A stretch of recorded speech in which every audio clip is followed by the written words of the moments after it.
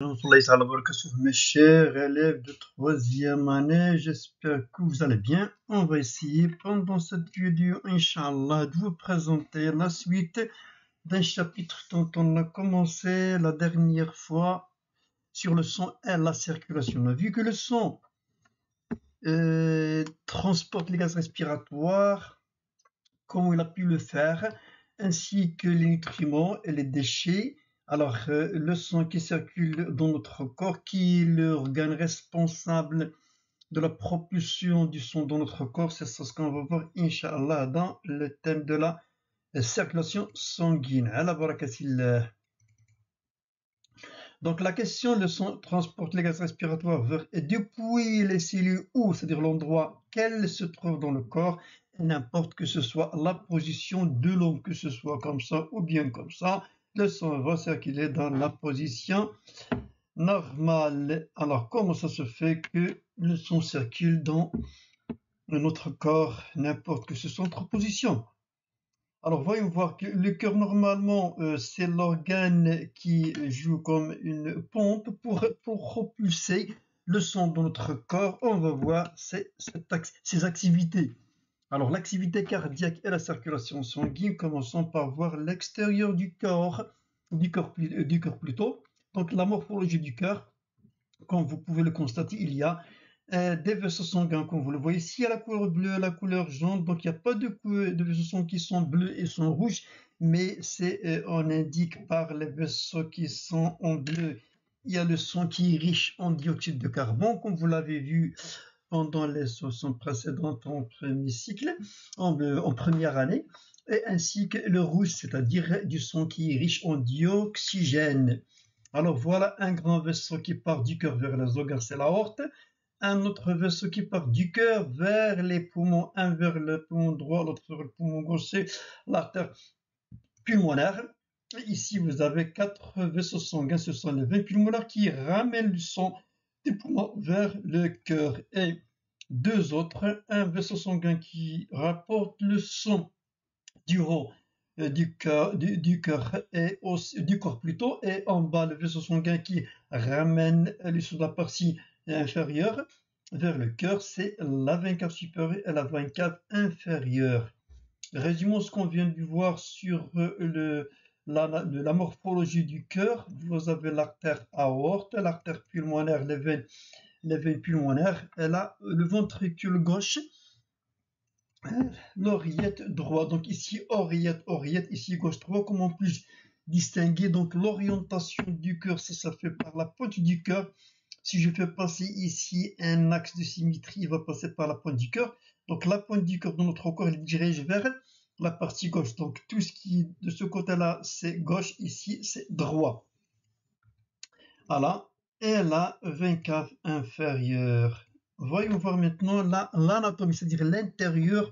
L'anatomie, c'est l'étude interne d'un organe. Alors, comme vous pouvez le constater ici, il y a 4 cavités, 2 vers le haut, 2 vers le bas. Ce sont les oreillettes et les ventricules. Alors, les oreillettes et les ventricules, de même côté ici, vous avez des valvules, c'est-à-dire des organes qui empêchent le retour du sang en arrière, donc ils vont les diriger dans une seule direction. Ce sont les valvules auriculo-ventriculaires. Ils ont un autre nom, on va les voir ultérieurement. Donc le ventricule gauche est relié à l'artère par l'aorte. Donc l'artère aorte, il a une relation avec le cœur gauche, c'est-à-dire le ventricule gauche, et pulmonaire, il a une relation avec le ventricule droit. Aussi, ils ont des valvules pour empêcher le reflux, c'est-à-dire le retour du sang en arrière. Ce sont les valvules des artères pulmonaires et l'artère aorte. Résumons ce qu'on vient de voir sur l'anatomie du cœur. Donc voilà l'aorte pulmonaire, ce sont le tronc pulmonaire, l'oreillette gauche, valvule mitrale, c'est-à-dire la valvule auriculo-ventriculaire de la partie gauche du cœur, c'est la valvule mitrale. Ici, la valvule, la base de l'entrée de l'aorte, c'est la valvule aortique. Le ventricule gauche. De l'autre côté, la veine cave supérieure. Les 4 veines, il y en a 2 de ce côté-là, qui déversent leur sang dans l'oreillette gauche. Ventricule, l'oreillette droit. Ici, la valvule de l'artère pulmonaire. Ici, la valvule tricuspide, c'est-à-dire la valvule qui se trouve entre l'oreillette et le ventricule, et puis la veine cave inférieure. Alors maintenant, ici, vous avez trois schémas et on vous demande que représentent ces trois documents. Donc, si on voit bien ces documents, que le cœur est là, des différentes positions, différentes formes, il n'est pas à un seul état, et diffère son état. Donc, qu'est-ce qu'il représente? Il représente la révolution cardiaque, c'est le travail des cœurs pendant une période. Alors, on vous demande en deuxième question de les classer selon un ordre chronologique. Si on commence par celle-là, on va voir qu'il y a ici contraction, voilà la force qui s'exerce sur les ventricules, contraction des oreillers, des ventricules, ici contraction des oreilles, ici vous avez un cœur qui est totalement relâché. Donc commençons par la première, ici c'est la première, deuxième, troisième, et le cycle recommence. Alors la troisième, on vous demande de décrire chaque étape. Commençons par celle-là. On voit ici qu'il y a contraction. La fois, je vous indique le sens du son, le son de la circulation du son qui va rentrer. Et puis il y a contraction des deux oreillettes pour que le son puisse passer dans les ventricules. Deuxième partie, il y a contraction des ventricules. Le son il est chassé, est expulsé dans les artères aortes et pulmonaires. Ici, vous avez le relâchement total du cœur et l'aspiration du son dans les oreillettes. Et le cycle recommence. Alors, le nom de chaque partie, c'est la systole auriculaire, c'est la contraction des oreillettes. Systole auriculaire, on appelle. Systole ventriculaire, c'est pendant la contraction des ventricules. Et lorsque le cœur est totalement relâché, on parle de la diastole générale. Alors voilà ici un schéma pour s'entraîner à savoir les états, les trois phases de la révolution cardiaque. Voilà, ici vous avez une contraction, totalement contraction, ici contraction des oreillettes, contraction du ventricule, et ça, le relâchement. Donc systole auriculaire, systole ventriculaire et la diastole générale. Voilà autre schéma pour bien savoir. Ici vous avez voilà le volume des ventricules qui est relâché, le cœur totalement. Ici voilà, contraction des oreillettes sur la systole auriculaire. Ici, contraction des ventricules qui sont de volume très très petit, voilà. Et le son il est chassé vers les artères, c'est pendant la systole ventriculaire. Alors la révolution cardiaque, on va la résumer. Voyons voir l'image ici. Donc les oreillettes se contractent en même temps, voilà, en même temps, les oreillettes, puis ils vont chasser le son dans les ventricules. Alors cette phase, il dure 0,1 seconde. Deuxième étape, systole ventriculaire, contraction de ventricule, le son est chassé dans les artères, ça dure 0,3 et le relâchement total du cœur pendant la diastole générale et ça dure 0,4 secondes. Alors comment le sang circule dans les vaisseaux sanguins? Voyons voir les différents types de vaisseaux sanguins. Alors ici vous avez les trois types. On a les artères, on a les veines et on a les capillaires. Alors, quel est le rôle des artères? Quelle est sa structure? Le rôle des veines aussi, quelle est la structure? Et puis aussi pour les capillaires, pour pouvoir savoir comment circule le sang dans ces vaisseaux sanguins. Commençons par les artères. Alors, c'est quoi les artères? Ce sont des vaisseaux sanguins qui partent du cœur vers les organes, vers le haut ou bien vers le bas. Ici, on vous montre le diamètre des artères. Voyons voir que le diamètre ici diminue progressivement en s'éloignant. Alors ça veut dire quoi? Ça veut dire que le son, lorsqu'il est ici, il y a des muscles circulaires, il exerce une pression sur la paroi pour que le son puisse passer dans les artères pour arriver au membre inférieur. Voilà. Alors ici, voyons voir à l'intérieur, voilà, les couches des artères. C'est normalement ces muscles circulaires, lorsqu'ils se contractent, on dit, le son il sera expulsé et propulsé en avant. Donc les caractéristiques, on va les résumer ici. Donc ce sont des vaisseaux sanguins qui partent du cœur vers les poumons, vers les organes, pendant la systole ventriculaire, c'est-à-dire contraction des ventricules, le son il est chassé vers le haut ou bien vers le bas, vers les artères à l'artère haute pulmonaire. On exerce une pression sur la paroi élastique de ces artères, ce qui provoque leur dilatation. Pendant la diastole auriculaire, les fibres des artères se contractent et le sang est propulsé vers les organes. Voilà le sens de la circulation du sang dans les artères. Mais le problème ici, ce qui se pose pour les veines, ce sont des vaisseaux sanguins qui ramènent du sang des membres inférieurs vers le cœur. Donc le problème qui se pose ici, c'est le sens opposé, la pesanteur. Alors, voilà la structure, voyons voir maintenant. Alors ici, qui normalement facilite la circulation du sang dans les veines. Si on voit l'intérieur, on voit qu'il y a ici des valvules. On a dit au début que les valvules, ce sont des organes qui empêchent le retour du sang. Donc, dans les membres inférieurs, lorsqu'on marche, lorsqu'on se déplace, la contraction des muscles exerce une pression sur la paroi des veines, ce qui propulse le sang vers le bas. Le sang qui est expulsé vers le bas, les valvules vont l'empêcher de retourner ici. Alors, le sang ici, il va monter vers le haut, il va provoquer l'ouverture des veines en haut et le sang se trouve ici. Ainsi, à la contraction d'autres muscles ici, progressivement, le sang arrive jusqu'au cœur par cette même technique. Voilà. Donc, ce sont des vaisseaux sanguins qui renvoient le sang des organes vers le cœur, et puisque le sang qui coule dans ces veines tourne dans le sens opposé de la gravité, dans ce sens-là, par rapport au membre inférieur surtout, Dieu Tout-Puissant lui a fourni des valvules dont l'ouverture est dirigée vers le haut. Ça, voilà l'ouverture des artères, il est dirigé vers le haut. Et sous l'action de la contraction des muscles qu'on a vu tout à l'heure, qui l'entoure, le sang circule en direction du cœur. Et quand ils sont rapprochés, c'est-à-dire le sang, le relâchement des oreillettes ici, conduit à sucer le sang dans leur direction.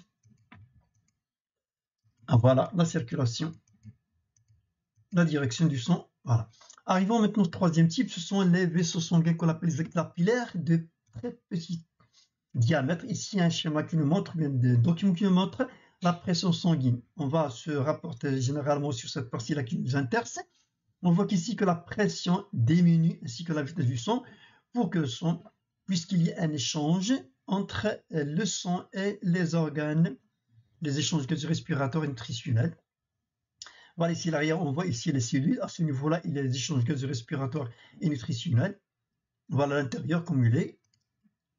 Voilà, presque le diamètre d'un globule rouge. Voilà. Voilà un grand agrandi, donc presque le diamètre d'un globule qui est un diamètre, on a dit que 8 micromètres, le diamètre d'un globule rouge. Alors les capillaires sanguins, ce sont des vaisseaux sanguins très fins, se trouvent au niveau des alvéoles pulmonaires qu'on a vu pendant la leçon de la respiration. À leur niveau se produisent des échanges gazeux-respiratoires entre les milieux intérieurs et les cellules et les milieux intérieurs et extérieurs. Ça veut dire quoi, les milieux extérieurs et intérieurs?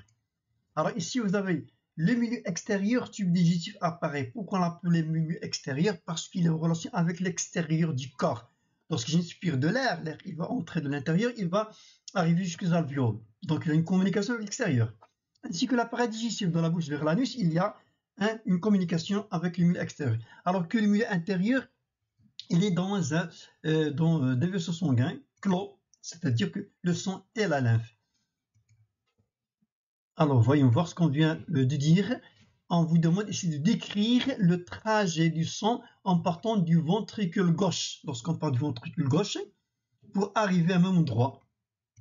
Donc, le ventricule gauche, puis l'artère aorte, direction vers les organes, où il y a les échanges gazeux respiratoires, le sang se débarrasse du O2 et se charge de CO2 et parvenir par la veine cave inférieure vers le cœur droit, dont exactement l'oreillette droite, puis ventricule droit, puis direction vers les poumons par l'artère pulmonaire.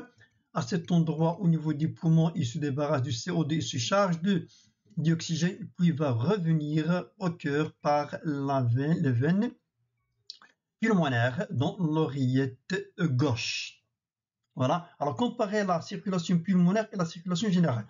Donc, on dit pulmonaire parce que le sang circule du cœur-poumon, cœur-poumon. Voilà ce qu'on appelle la circulation pulmonaire ou la petite circulation. Et ici, on a la grande circulation ou bien la circulation générale, cœur-organe, cœur-organe. Voilà. Donc, ici, le schéma qui nous explique, on va dessiner les deux schémas. Donc, voilà les différents éléments qui constituent l'appareil circulatoire. Ici, vous avez la petite ou bien la circulation pulmonaire, et ça, c'est la circulation générale.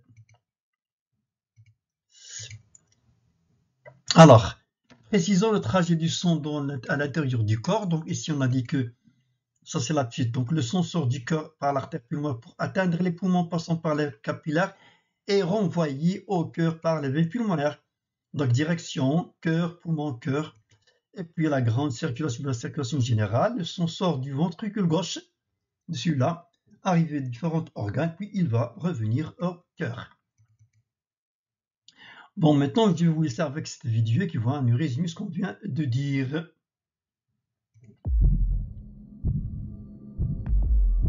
L'appareil cardiovasculaire assure le transport du sang riche en dioxygène et en nutriments à travers tout le corps humain pour en alimenter les organes et les débarrasser de leurs déchets. Il se compose de 3 grands types de vaisseaux sanguins qui forment un système clos. Les artères, les veines et les capillaires. Ces 3 types de vaisseaux composent un ensemble de 100 000 km de long à travers tout le corps.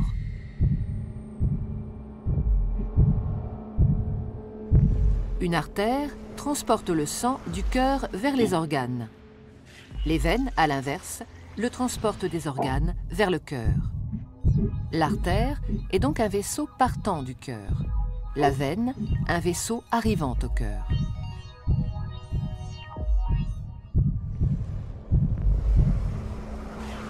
Tous les organes sont richement irrigués, c'est-à-dire qu'une multitude de petits vaisseaux sanguins les parcourent. Ce sont les capillaires.